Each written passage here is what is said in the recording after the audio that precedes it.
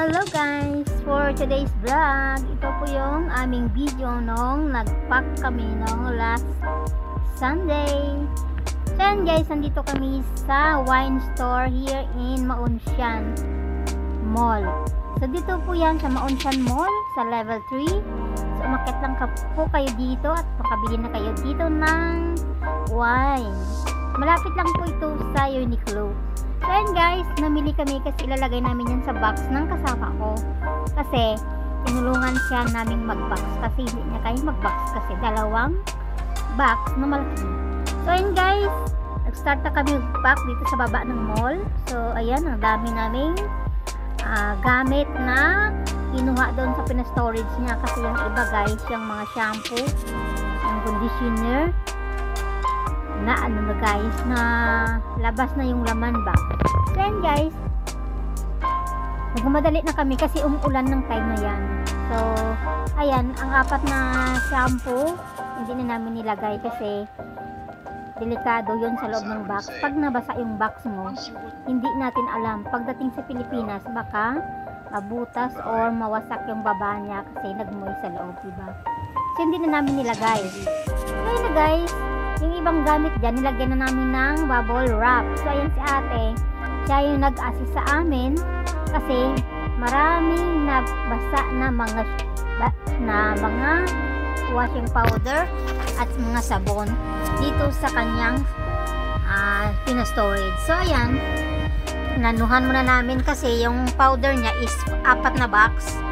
So hindi pwedeng ilagay doon sa loob nang hindi binalot kasi guys, pati yung powder na nasa karton nabasa na rin guys. So kailangan ang powder ibalot muna namin sa bubble wrap at saka ilagay namin sa plastic bags at saka itali kasi lalagay namin sa loob yan. Baka mamaya pag hindi mo nilagay yan ng maigi or binalot ng maigi, magkalat yan doon sa loob ng box ang mga washing powder. So kasi guys, yung box na yan, yung balikbayan box, pagdating yan sa shipping guys, hindi natin alam yan kung pinapagulong ba yan o binabalibag yan doon sa barko or pag-deliver yan sa Manila o pagdating doon sa kanila, binabalibag ba o tinutulak lang o hindi natin alam kasi kailangan talaga marunong kang magbalot ng mga gamit nilalagay mo sa loob ng balikbayan box. So yan guys, may mga sapatos din. So sabi namin yung mga bago, mga sapatos, mga box ng laruan is hindi na pwedeng ilagay yan sa unang box kasi full na yung laman niya sa loob. So sabi niya kukuha siya ulit ng isang box na ka-size niya ng unang box. So ayan, binalot na nga namin ang mga sabon na powder. So ayun, naantay pa namin yung isang yung isang box na kinuha niya kasi hindi na talaga kasya sa unang box. So yan guys, hindi talaga guys, hindi talaga tawag dun, mahirap mag-box ng guys, ng malaking box na walang kasama kasi hindi mo alam kung paano mo ilalagay yung laman sa loob. Kailangan may kasama ka talaga.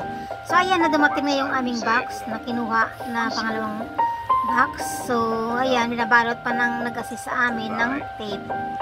So ganyan ang pagbalot guys ng ng box. Unahin muna yung baba, no?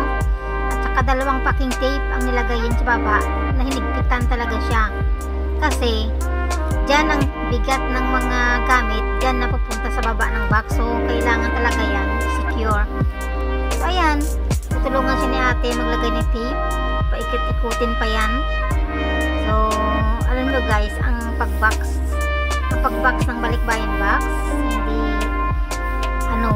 napakahirap, pero naman guys, masaya naman sa feeling na matanggap ng pamilya mo yung mga pinaghirapan mo dito sa abroad. So ayan, baba na sana ako kasi tapos na kaming mag-pack, hindi na ako makababa. Tapos niya, bubuhatin niya sana ako kasi ayaw ko na magpabuhat na baka mamaya dalawa kami matumba. So sa likod na lang ako para makababa ako. Ganyan kami mag-box guys. So ayan, natapos na ang box. Inantay na namin yung magsasara ng box, yung si ate na nag-assist kanina para maisara na yan kasi nagmadali kami, pagod na rin kami, nagreklamo na si madam, pagod na. So yan na, kasi pag nantay talaga ng balutin yan guys, hindi kami umalis nang hindi binalot yan kasi mamaya baka iwanan mo, mawala yung laman or mabasaan ng ulan kasi umuulan ng time na yan eh. So ayan na guys, yan ang pagpak ng balikbayan box para sa ating pamilya sa Pilipinas. So ayan, kahit mahal yung box, 7,000 peso, no choice tayo, basta happy lang ang mga pamilya sa Pilipinas. So and guys, yung iba dyan tapos na sila kasi maaga pa sila.